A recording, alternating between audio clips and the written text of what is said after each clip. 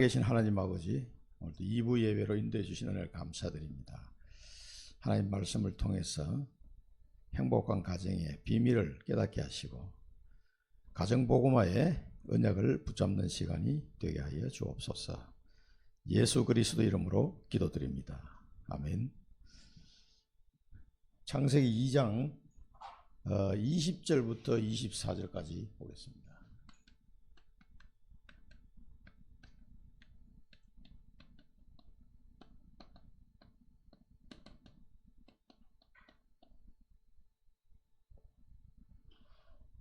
(20절부터) 보는 게 좀 좋을 것 같아요. 창세기 2장 20절부터 24절까지 같이 한번 보겠습니다. 아담이 모든 가축과 공중의 새와 들의 모든 짐승에게 이름을 주니라.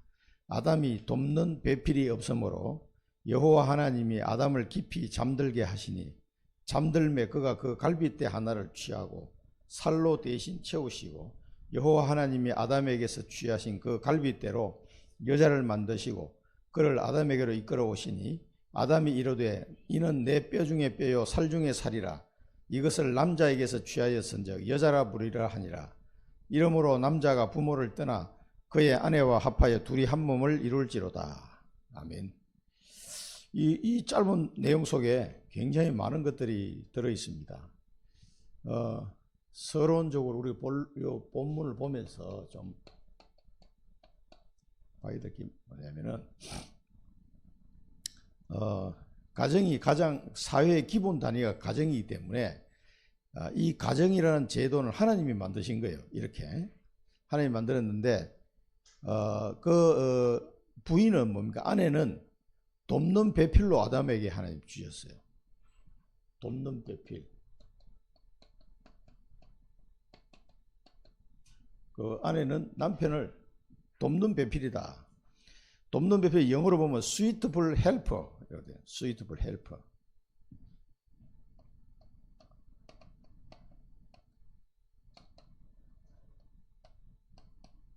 돕는 사람. 조력자. 뭐 이렇게 suitable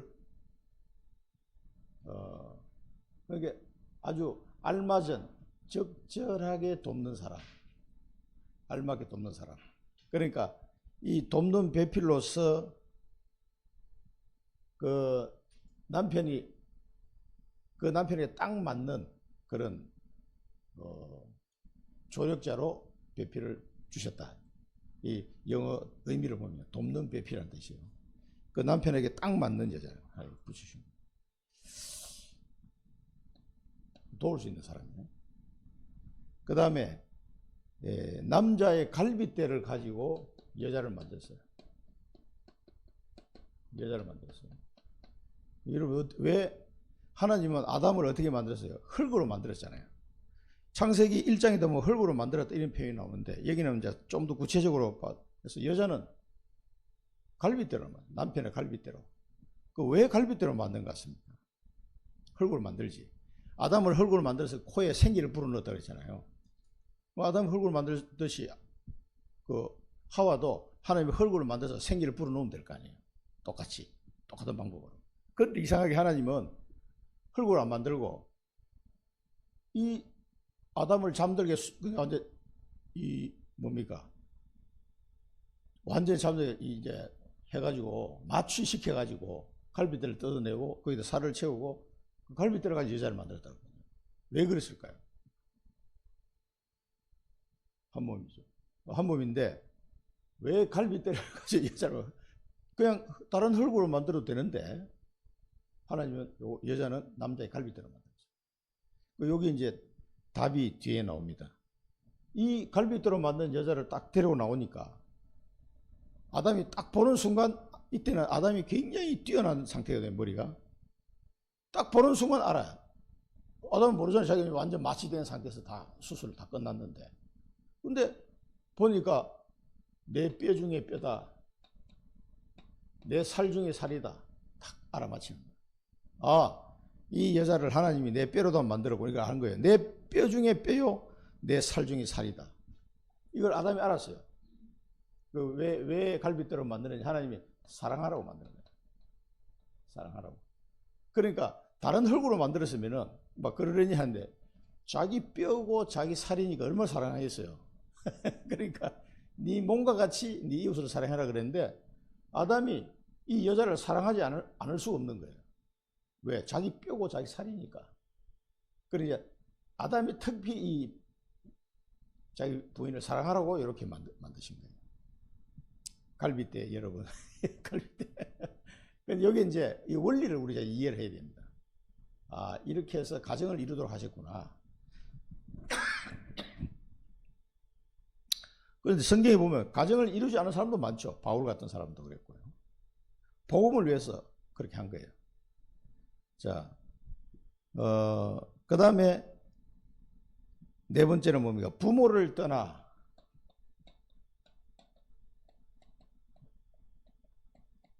우리나라는 보면 여자들이 왜 시집살이 옛날에 했잖아요. 남자 집에 들어가서. 그거는 잘못된 거예요. 독립을 시켜야 돼. 자기 아내를 얻는 순간 독립시켜야 돼. 부모를 떠나 그의 아내와 둘이 한 몸을 이루지라. 한 몸을 이루지라. 부모를 떠나. 그래서 독립된 가구로 이제 이게 사실은 나가야 됩니다. 부모 밑에 있으면 안 돼요, 사실. 우리 박연주 집사도 이제 여기 내가 누구의 갈빗대인지 빨리 찾아야 돼. 아이, 내가 갈빗대 혼자 돌아다니면 안 되고. 딱 박인수 집사를 보는 순간, 아, 내 뼈 중에 뼈요, 살 중에 살이로다. 이렇게 외칠 수 있는 남자를 만나야 되는 거지. 그래, 이제 사랑을 받아야 되는 거예요. 그렇게 결혼하는 거예요. 그럼 부모를 떠나서 둘이 한 몸을 이룰지. 이게 하나님의 창조 원리대로 가야 됩니다. 그러면은 돕는 배필로. 이게 그 교회와 그리스도와 교회를 비유해서 설명할 때도 딱 이런 원리대로 바울이 설명을 했어요. 그러니까 이제 남자와 여자에 대한 에베소서에 보면 나오잖아요. 이 창조 원리를 가지고 설명하는데 좀 더 한 단계 더 깊이 있는 설명을 에베소에서 했죠. 그래서 이 여자는 남자를 공경해야 된다. 공경해야 돼. 순종해야 되고 네 몸의 주인이다. 이렇게 표현했다니까요.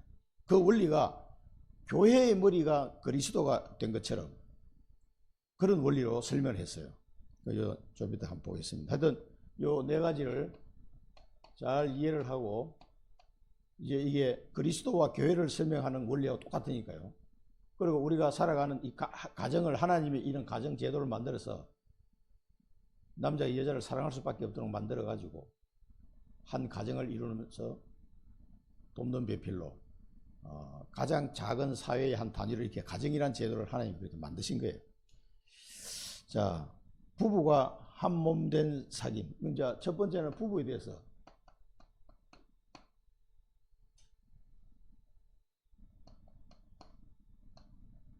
설명을 하고 있습니다. 부부는 둘 다 뭡니까? 창세기 1장 27절에 보니까 하나님의 형상으로 만들었다. 남자든 여자든 하나님의 형상으로 피주된 존재다. 그러니까 어떻게 돼요? 부부관계에서 서로 하나님의 형상이라는 걸 잊어버리면 안 됩니다. 하나님의 형상. 그 굉장히 존귀한 존재죠. 남자나 여자나 둘 다 똑같이 하나님의 형상을 만드는 거예요. 누가 뭐 못하고 잘나고 하는 게 있는 게 아니에요. 영적으로는 동일한 인격체라는 걸 우리가 알 수가 있습니다. 그러나 그동안에 여자들은 이제 남자들보다 많이 지배를 받는 이런 어려운 상황이 그동안 오랫동안 있어 왔죠. 미국에서도 여자들이 투표권을 얻는 게 한 100년밖에 안 돼요. 100년처럼 해도 여자들 투표권이 없었다니까. 그 정도로 여자들이 좀 사회적으로 관심을 받는 이런 이제 분위기였는데 성경적으로 보면 하나님 형상이기 때문에 똑같은 권위를 가집니다. 그 다음에 창세기 2장에서 창세기 2장 우리 방금 읽은 이 대목을 보면은 하나님이 가정이라는 제도를 만들었다. 그 다음에 마태복음 19장 4절 이혼이라는 부분이 또 나옵니다. 자, 이걸 유대인들이 질문을 했어요. 마태복음 19장 4절 6절을 보면 찾아보겠습니다. 마태복음 19장 4절 6절 한번 읽어보겠습니다. 예수께서 대답하여 이르시되 사람을 지으신 이가 본래 그들을 남자와 여자로 지으시고 말씀하시기를 그러므로 사람이 그 부모를 떠나서 아내와 아내에게 합하여 그 둘이 한 몸이 될지니라 하신 것을 읽지 못하였느냐. 그런즉 이제 둘이 아니요 한 몸이니 그러므로 하나님이 짝지어 주신 것을 사람이 나누지 못할지니라 하시니. 그래서 모세 이혼에 대해서 뭐 질문하고 있는데 이 예수님이 대답하신 내용이에요. 그러니까 하나님이 짝지어 주신 것은 사람이 나눌 수 없다 그랬어요. 자, 하나님이 짝지어 주신 것. 사람이 나눌 수 없다. 그래서 우리가 결혼할 때요, 예배를 통해서 결혼이 돼야 돼요. 굉장히 중요합니다. 그래서 우리는 예배식을 하잖아요. 할 때 결혼식인데 예배가 들어가요. 왜 그러냐면은 하나님이 짝지어 준 요 원리대로 가는 거예요. 그 예배 없이 그냥 막 이렇게 결혼식만 하잖아요. 그러면 하나님이 짝지어 준 게 아니에요. 그러면요, 이게 여러 가지 어려운 상황이 올 수가 있습니다. 그래서 저도 새신자인데 교회에서 결혼해야 되겠다 그때 결심을 한 거예요. 왜 그러냐면은 이 성경 구절이 생각이 나가지고 이게 하나님 앞에 이게 맹세하지 않고 결혼하면 이 나중에 결혼이 생활이 흔들릴 수 있다. 내가 나를 못 믿는 거지. 그래가지고 그 목사님께 부탁을 했다니까. 결혼식을 좀 해줄 수 있겠냐. 얼마든지. 그래가지고 교회에서 결혼했어요. 그러니까 이제 할 때 그 목사님이 성경책을 딱 놓고 여기 신부 손언제라고 그래요. 신부 손 딱 얹어. 그 위에 신랑 손언제를 딱. 그 위에 목사님의 손을 딱 얹어. 성경 위에 신부, 신랑, 목사님 딱 이렇게 해가지고 하나님이 짝지어 준 것을 사람이 바꿀 수 없느니라 하고 선을 해버렸어요. 나는 그 선을 듣고 싶었어, 사실은. 왜? 그래야 내 마음대로 못하지. 그러니까 배박이라고 그러니까. 그게 딱 그걸 원했어요, 제가. 그 제가 27살 때 결혼하면서. 이렇게 하지 않고는 지금 저도 결혼한 지 40년 됐는데 이렇게 하지 않고 내가 뭐 흔들릴 가능성이 많다 이 말이야. 그러니까 딱 하나님이 축복하시는 가정이 되도록 하기 위해서 그렇게 하나님이 짝지어 그러니까 하나님이 짝지어 주신 형태의 결혼이 아닌 결혼식을 보면 좀 불안해요. 아이고, 사람 마음은 참 바람에 흔들리는 갈대와 언제 바뀔지 모르는데 이 원리를 성경의 원리를 잘 우리가 이해를 하는 거예요.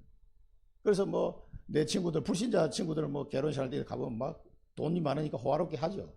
하는데 하나님이 없어 그 결혼식에는. 아 그래 참 그 복을 못 받는 사람은 그렇게 한단 말이에요. 그러니까 하나님이 이렇게 이제 해주시는 이런 결혼이 돼야 된다. 그러니까 우리가 이제 성경을 보면서 이 원리를 잘 이해해야 됩니다. 하나님 예배하면서 하나님 앞에서 서약을 하게 만들거든요. 그러니까 꼼짝 말아야 되는데 꼼짝 말아. 그러니까 우리 사모는 뭐 뭣도 모르고 와가지고 결혼하는 그때는 아무것도 모를 때니까 그냥 뭐 세례 정서 하나만 들고 와가지고 그냥 목사님 허락을 받았지. 세례 정서 없이는 내가 해줄 수 없다 딱 그러시는 바람에 세례 정서를 받아왔어요. 그래가지고 그 목사님 주례를 써주신 거예요. 너무 감사하죠. 에베소서 5장에 보면은 그래서 우리 박현주 집사도 하나님이 축복하는 결혼을 해야 됩니다. 결혼식 할 때. 그래야 이 일이 되는 거예요. 에베소서 5장 22절에서 25절까지. 여기서도 남편과 아내에 대한 내용이 나오잖아요. 우리 보겠습니다. 에베소서 5장 22절에서 25절 제가 읽겠습니다. 아내들이여 자기 남편에게 복종하기를 죽게 하듯 하라. 이는 남편이 아내의 머리됨이 그리스도께서 교회의 머리됨과 같음이니 그가 바로 몸의 구주시니라. 그러므로 교회가 그리스도에게 하듯 아내들도 범사에 자기 남편에게 복종할지니라.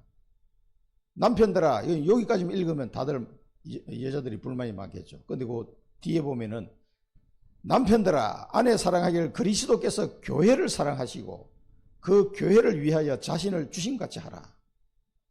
여기서 끝나버리죠. 그러니까 아내는 남편에게 복종해야 해요.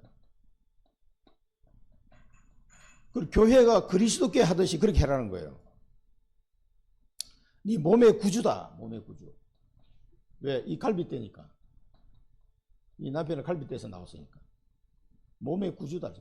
그래서 우리나라도 옛날에 보면은 부인이 왜 남편 보고 내 주인이라는 표현을 쓰잖아요. 요즘은 그런 말 안 쓰는데.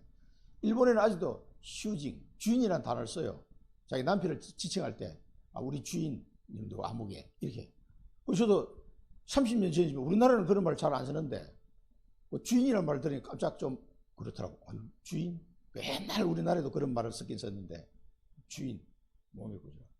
내가 아는 어떤 목사님은 거기 자기 부친하고 모친 사이에 그 이야기를 나한테 해주고, 나는, 여기도 기절할 뻔했어요. 그 목사님, 아버님도 목사님이었는데, 집에 오면은요, 그 모친이 아버님 발을 씻겨준대요. 딱, 발 딱 내밀잖아요. 그러면 양말 싹 벗게 발을 딱 씻고, 또 이쪽에 딱 내밀대. 아니, 목사님도 그러면 그렇게 하십니까? 아이고, 지금 그렇게 해도 맞아 죽지. 근데 옛날에는 그렇게, 자기 부모님 때는 그렇게 했다고 그러더라고요. 이야. 그러니까 이게 성경적으로 했다는 거지. 성경적으로. 그런데 더 놀라운 거는 25절이에요. 그래서 이제 남편이 복종해야 되는데, 남편들아 아내 사랑하기를 그리스도께서 교회를 사랑하시고 그 교회를 위해 자신을 주신같이 해라. 예수님은 교회를 위해서 자기 몸을 드렸잖아요. 십자가에서. 그러니까 아내를 위해서 남편은 죽기까지 사랑해라는 거예요. 죽기까지 사랑해라. 그리고 자기 목숨 걸고 이게 아내를 지켜야 된다 이 말이에요. 그리스도께서 교회를 위하여 자기 몸을 주신 같이 그렇게 해라는 거예요. 그러면은 이런 남편이면은 아내들이 얼마든지 복종하고 순종할 마음이 생기겠죠. 아니 목숨을 걸고 아내를 사랑하는데 그런 마음이 안 들겠어요? 충분히 그런 소통이 되겠죠. 이게 이제 교회와 그리스도와 교회의 관계를 설명하는 것과 똑같습니다. 그 원리는 똑같은 거예요. 두 번째는 이제 자녀에 대한 출애굽기 20장 12절 부모를 공경해라. 우리 십계명에서 부모를 공경해라. 부모를 공경하면은 이 부모를 공경하는 말이 살인하지 말라보다 더 앞에 나와요. 그래서 하나님에 대한 계명이 4개 계명이 있고 6개 계명은 사람에 대한 거거든요. 사람에 대한 계명 중에 제일 1번이 뭐냐? 부모를 공경하라요. 그 다음에 살인하지 말라 이렇게 나와요. 그러니까 살인하지 말라보다 더 앞서서 하나님이 말씀하신 게 부모를 공경하라요. 이게 제일 중요한 거예요. 그러면 네게 준 땅에서 생명이 길리라. 이 하나님을 공경하는 이 비밀하고 같은 거예요. 그래서 이 부모를 공경함으로써 하나님을 공경하는 이 비밀을 여기서 알게 됩니다. 우리 왜 옛날 말 있잖아요. 자식을 낳아봐야 부모 마음 안다고. 그렇죠? 자녀를 놓기 전에는 부모 마음이 잘 이해돼. 근데 자기가 자녀를 낳아보니까 그 자식에 대한 사랑 이런 걸 좀 이해가 우리 부모님도 나를 이렇게 사랑했겠구나. 이게 이제 이해가 되는 거죠. 사실은 그전에는 잘 몰라요. 그러니까 부모를 공경한다는 것은 가장 중요한 인간에서 덕목이 이 하나님이 명령하신 거예요. 그러면 이 땅에서 네 생명이 길리라. 장수한다 이 말이에요. 그럼 부모를 공경하지 않는 사람은 사실은 신앙생활을 잘 할 수 없어요. 왜? 부모를 공경하지 않는 사람은 하나님을 공경할 수가 없어요. 원리상. 그래서 그 신약 성경에도 나와 있죠. 네가 하나님을 섬긴다고 11조를 드리면서 네가 너를 낳아준 그 부모님께는 아무것도 안 하는데 그게 맞냐 이게요. 그렇게 예수님이 지적했어요. 그 틀린 거예요. 그게. 내가 하나님을 공경하면서 11조 드려. 오케이. 그러면서 너를 낳아준 부모님은 챙기질 않는 거야. 내가 하나님께 드리는 거다 보니까 드릴 게 없습니다. 그게 말이 되냐는 얘기예요. 그건 잘못된 거예요. 그러니까 부모를 공경하는 거 우리나라 사람들이 처음에 기독교 복음이 들어왔을 때 불효하는 종교도 이렇게 막 오해를 했잖아요. 제사를 못 지내게 하니까. 그게 아니에요. 최고로 부모를 공경하는 종교라고 한다면 기독교예요. 기독교. 하나님이 제일 먼저 그거부터 이야기했어요. 에베소서 6장에 보면은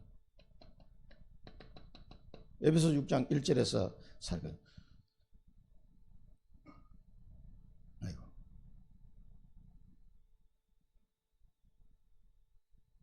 자, 에베소 6장 1절 4절 보겠습니다. 자녀들아 주 안에서 너희 부모에게 순종하라. 이것이 옳으니라. 자, 부모에게 순종하라.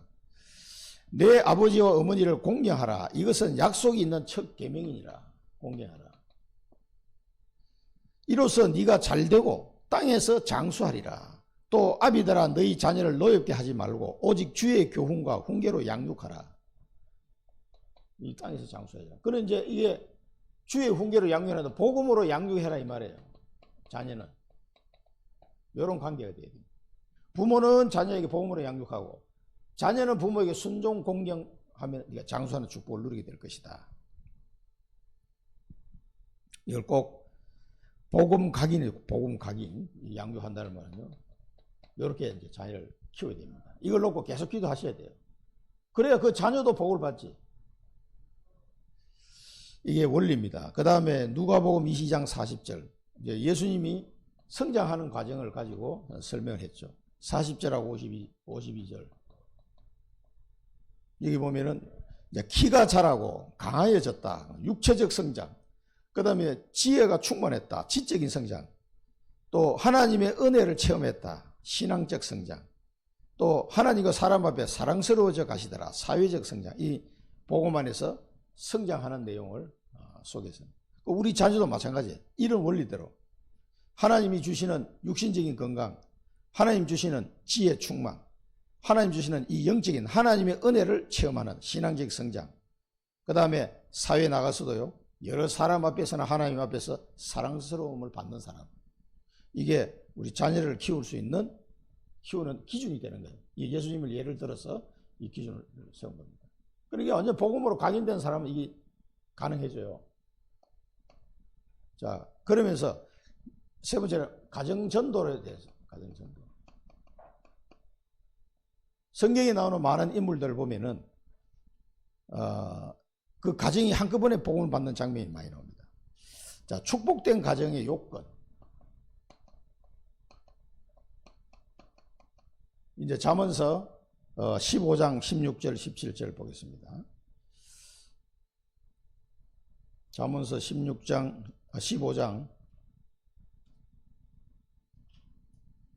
16, 17절 보면은 가산이 적어도 여호와를 경외하는 것이 크게 부하고 번뇌하는 것보다 나으니라. 채소를 먹으며 서로 사랑하는 것이 살찐 소를 먹으며 서로 미워하는 것보다 나으니라. 그래서 그러니까 하나님을 경외하는 것이 뭐 돈은 좀 없지만은 하나님을 경외하는 것이 부자로 살면서 번뇌하는 것보다 낫다. 그 다음에 채소를 먹더라도 서로 사랑함이, 비록 채소를 먹는 사람이도 사랑하는 것이 소고기를 먹으면서 미워하는 것보다 낫다. 당연한 얘기죠. 그러니까 이 가정이 축복된 가정, 하나님을 경외하는 가정, 서로 사랑하는 가정, 하나님의 사랑을 받아야 사랑이 됩니다. 이게 사람의 사랑 가지고는 이게 안 돼요.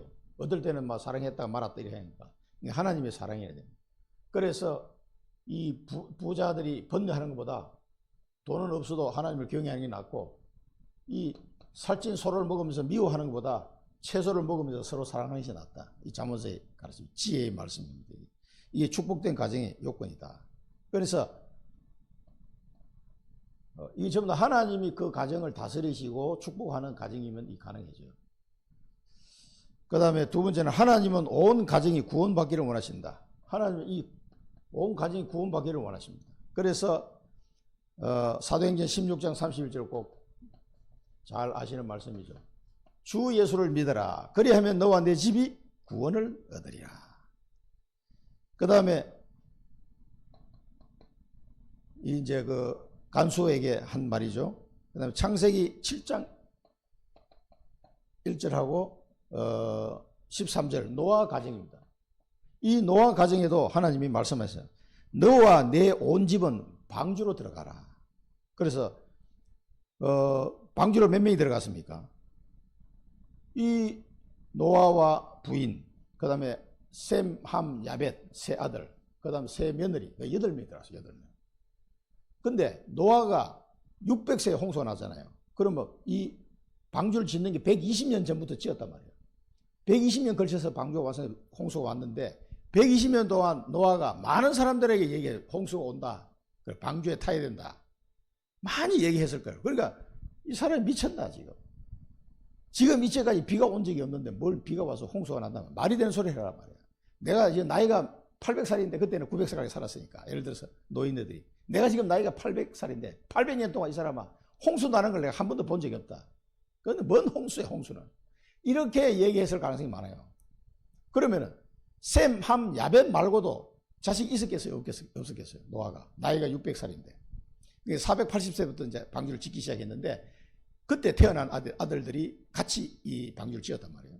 근데 그 셈, 함, 야벳 이 앞에 자식이 분명히 있었겠죠. 왜냐하면 그 성경에 보면 보통 한 100살 때부터 아기를 낳았거든. 그 나면 크면은 또 다 출가하고 이래 되니까 그 당시에는 인구가 막 급속적으로 늘어나는 시대인데 그럼 100살 때부터 낳아도 480세 됐으니까 그동안 낳은 자식들이 많을 거고 아들이 한 200살 뭐 300살 될 거 아니에요. 큰 아들은. 근데 이런 아들은 이제 다 안 데 떨어가서 뭐 명절에는 한 번씩 오겠지 아버지한테 가끔 멀리 떨어져 살면은. 그러면 그 아들이 오면은 노아가 얘기했겠어 안 했겠어? 야 120년 뒤에는 홍수가 난단다. 하나님 말씀하셨는데 내가 그래서 방주를 짓기 시작했다. 아이고 아버님 지금 연세가 많으시더니 조금 머리가 이상해지셨나? 왜 그러세요? 그러니까 다른 자식들은 한 명도 방주에 타지를 못했어요. 그 언약을 잡고 난 후에 태어난 셈, 함, 야벳만 탔다니까. 신기한 일이죠. 그래서 여러분 한자에 보면요. 이게 뭡니까 이게? 배주자예요. 배주자.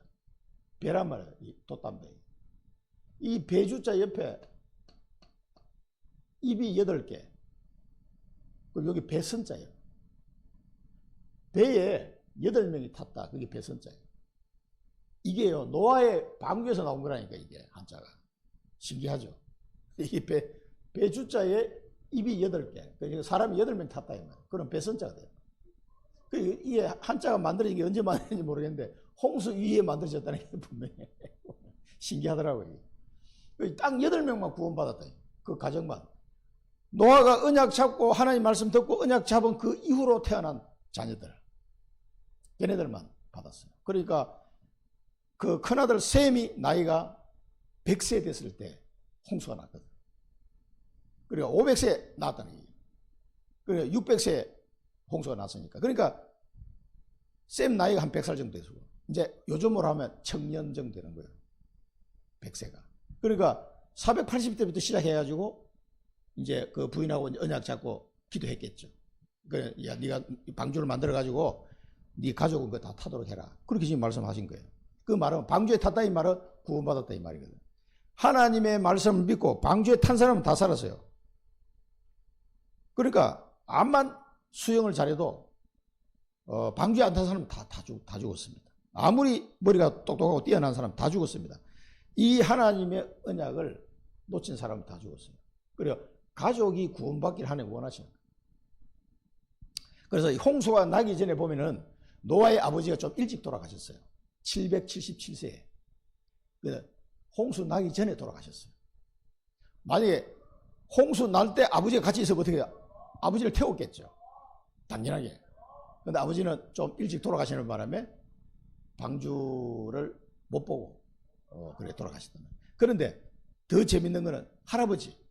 노아의 할아버지가 누구냐? 머두셀라. 성경에 가장 오래 사는 사람 인물이에요. 969세까지 살았어요. 이 사람은. 자기 아들보다 더 오래 살았어요. 근데 이 나이를 보면은요, 머두셀라가 죽은 때가 언제냐? 홍수 나기 직전에 돌아가셨어요. 그 머두셀라가 언약 잡은 사람이거든. 그래서 자기 손자 노아를 통해서 하나님의 언약을 성취되는 걸 보고 죽었다니까. 할아버지, 제가 방주를 완성했습니다. 보여줬을 거 아니에요. 그래, 보자. 와, 하나님이 가르쳐준 대로 만들었냐? 예, 그렇습니다. 멋지게 만들었구나. 그리고 돌아가셨어요. 그리고 장례식 치르고, 제가 날짜를 계산하면 한 몇 달 사이가 아니에요. 그때 돌아가시고 홍수가 탁 터진 거예요. 참 신기한 일이에요. 그러니까 이 머두셀라는 평생 언약, 이 머두셀라가 누구의 아들입니까? 에녹. 하늘로 승천했던 그 사람, 에녹의 아들이 머두셀라거든. 그 모두셀라라는 말이 뜻이 뭔 줄 아세요? 모두셀라는 창세기 여러분 공부하신 분 알지만 모두셀라는 말 뜻이 우리 아들이 모두셀라가 죽을 때 되면 세상 끝이 오리라 그 뜻이에요. 모두셀라 이름 자체가 얘가 죽을 때는 세상 끝이 온다. 그런 뜻으로 누가 이름 지었겠어요? 자기 아빠가 지었겠지. 그게 누구 에녹이에요. 그래 에녹은 하늘로 승천한 사람. 엘리야 말고 그때 승천한 사람입니다. 그리고 모두셀라는 오래 장수했어요. 그러다가 이 사람이 자기 손자 노아를 통해서 그 사람은 자식이 많았을 거 아니에요. 900까지 살았으니까. 그 노아에게 하나님의 언약이 딱 전달된 걸 본 거지, 모두셀라. 그러니까 모두셀라가 굉장히 어릴 때 뭐 질병 때문에 그 에녹이 그 아들이 질병 때문에 어릴 때 힘들어가지고 기도를 많이 했다가 그렇게 그 이야기하시는 목사님들이 있더라고. 그 자료를 찾아보면은 이 아이가 막 건강하게 자란 아이가 아니에요. 어릴 때 많이 병치레를 하고 이래가 막 죽을 고비를 넘기다가 살아난 아들이에요. 그래서 이름을 그렇게 지었다. 이렇게 이야기하는 거예요. 그러니까 얘는 장수한 그런 아이다. 그래 에녹이 얼마나 하나님과 동행한 그 당시에 사람으로 나오거든요. 성취한 사람이. 그러니까 그 자기 아들 모두셀라를 통해서 이루어질 언약을 보고 그 이름을 그렇게 지은 거예요. 그러니까 자기 손자 또 모두셀라는 노아를 통해서 이루어지는 거 보고 맞구나. 그리고 돌아가시고 홍수가 터졌다. 그 이름대로 된 거예요. 그러니까 신기한 일이에요. 이 가정 구원을 하나님이 원하시는 겁니다. 굉장히 기뻐하시는 거예요. 그래서 여러분 이걸 기도하셔야 돼요. 하나님은 온 가정이 구원받기를 원하신다. 자, 가정적 신앙의 의지. 가정의 여호수아 24장 15절에 이제 이건 누굽니까? 여호수아의 마지막 유언입니다. 여호수아 유언. 너희들이 하나님을 섬기지 아니하고 다른 신을 섬기려면 그렇게 해라. 그러나 나와 내 집은 오직 여호와를 섬길 것이다 하고 유언을 남겼어요. 그랬더니 막 그 장로들이 전부 다 뭐라고요? 우리는 절대로 다른 신을 섬기지 않겠습니다. 이제 그렇게 얘기합니다. 이제 그 대답을 유도하기 위해서 여호수아가 아주 강하게 죽기 직전에 그 얘기를 했어요. 오직 나와 내 집은 여호와를 섬길 것이다. 너희들은 다른 신을 섬기려면 섬기라. 이렇게 얘기하니까 아무도 거기에 대해서 반론을 못한 거죠. 이 가정의 신앙적이지. 그러니까 이 신앙을 물려줘야 돼. 신앙을 여호수아처럼. 오직 나와 내 집은 여호와를 섬길 것이다. 딱 여러분 결단하시기 바랍니다. 그 다음에 가정의 구원을 위한 노력. 가정 구원을 놓고 여러분 기도하시고 노력해야 됩니다. 그 이제 사도행전 10장에 보면은 누가 나옵니까? 고넬료네, 고넬료. 이 고넬료가 거기 보면은 사도행전 10장에 쭉 나옵니다. 여기는 뭐 이제 24절까지만 되어 있는데 48절까지 보면은 그 44절에 보면은 24절에 보면 자기 친구와 친척과 친구까지 다 모아놨어요. 베드로가 온다 하니까 자기 친구, 친척까지 자기 집에 다 모아놨어요. 말씀 들으려고. 그래가지고 베드로가 와서 복음을 딱 선포하니까 그 집에 어떻게 해요? 44절에 보면 성령이 임했다고 그래요. 성령이. 그 가정에. 고넬료. 로마 사람. 고넬료 가정에 성령이 임해가지고 48절에 보면 온 집안 사람이 다 세례를 받았대요. 베드로가 깜짝 놀란 거지. 야, 이방인에게도 성령이 임하는 걸 보고는 마가다락방 일어났던 역사가 막 그대로 일어나니까 성령이 임하는데 내가 물 세례를 주지 않을 이유가 없다. 그래서 세례를 다 준 거예요. 그리고 보세요. 고넬료는 자기 가족뿐만 아니라 친척, 친구까지 싹 다 구원받는다. 이 사람은. 하나님 이걸 원하신다. 이 말이에요. 그 다음에 사도행전 16장 루디아 보면 그와 그 집이 다 세례를 받았다. 그 가족이 다 세례를 받았다. 루디아. 이건 빌립보에서 일어난 일이죠. 그 다음에 오늘 여기 나온 간수. 사도행전 16장에 나오는 그 빌립보 감옥의 간수도 보면은 그 가족이 다 세례를 받았다 이렇게 나왔어요. 그 가족이 다 한꺼번에 구원받은 거예요. 그래서 이 가정 구원을 하나님은 원하시는 거예요. 이걸 꼭 기억하시고 이걸 놓고 기도하시기 바랍니다. 우리가 가정 가문의 선교사예요. 그래서 기도하시다 보면 우리 가정뿐만 아니라 뭐 사촌 뭐 이렇게 막 기도가 뻗어 나갑니다. 친가, 외가, 처가 이렇게 나와요. 여러분 이제 친정집, 시댁, 외가, 삼족이 삼족. 삼족을 향하여 기도해 가시기 바랍니다. 뭐 저도 아직까지 뭐 육촌까지는 아직 안 됐어. 얘기해도 이 녀석이 들을 생각을 안 하더라고. 그 내가 잘 아는 형제들까지만. 그렇게 계속 기도하시면, 그래서 우리 가정은 다 구원받았습니다.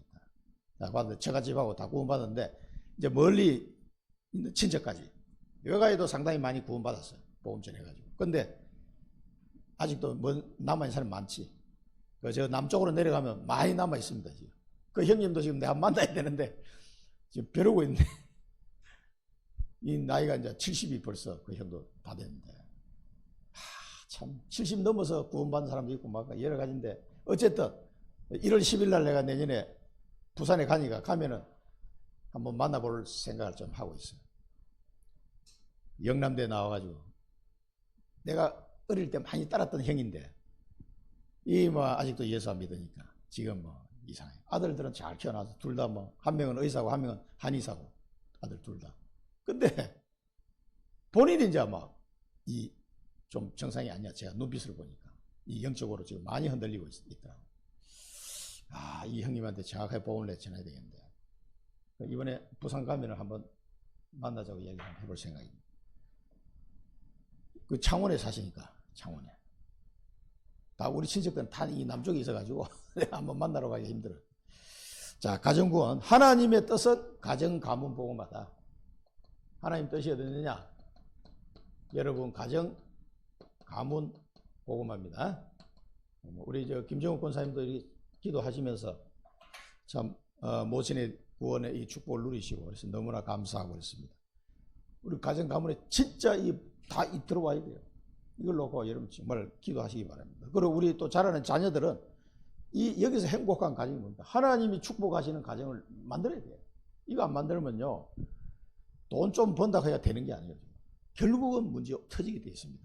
그래서 꼭 이 자녀들이 이 하나님이 축복하는 가정으로 살 수 있도록 여러분 정말 빡시게 좀 기도하셔야 됩니다. 하나님께서 우리 기도를 들으시는 줄 믿습니다. 기도하겠습니다. 살아계신 하나님 아버지, 은혜를 감사드립니다. 복음을 주셔서 복음 안에서 하나님이 축복하시는 그 행복한 가정을 이루게 하심을 감사드립니다. 저희들에게 먼저 복음을 주셨사오니 가정 가문 복음할 수 있도록 기도가 시작되게 하시고, 그 은혜와 그 축복을 모든 성도들이 가문이 누릴 수 있도록 역사해 주옵소서. 예수 그리스도 이름으로 기도드립니다. 아멘.